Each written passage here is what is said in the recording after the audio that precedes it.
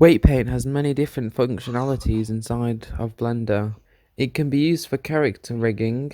This allows you to determine how much of an effect a moving bone will have on a model.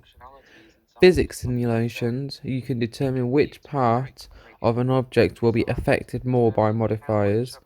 And particle spreading, the thing we will be covering in this video. This will allow you to determine where you want to place your emitter or hair modifier on an object. Before we get started, don't forget to like and subscribe to help support the channel.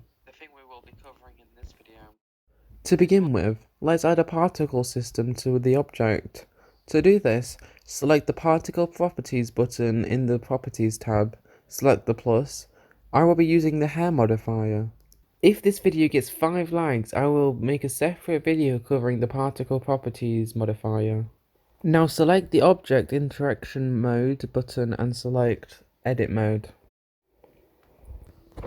For this to properly work, you should subdivide the object to get a more accurate result. Again, press the Object Interaction Mode button and select Weight Paint.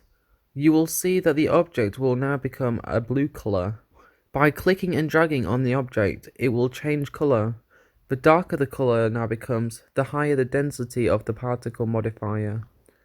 You can change the radius, the strength, and the brush type at the top of the viewport. The radius will change the size of the brush, and the strength will change the density level of the brush.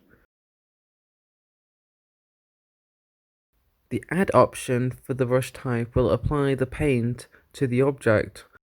The Subtract brush will remove the applied paint off the object.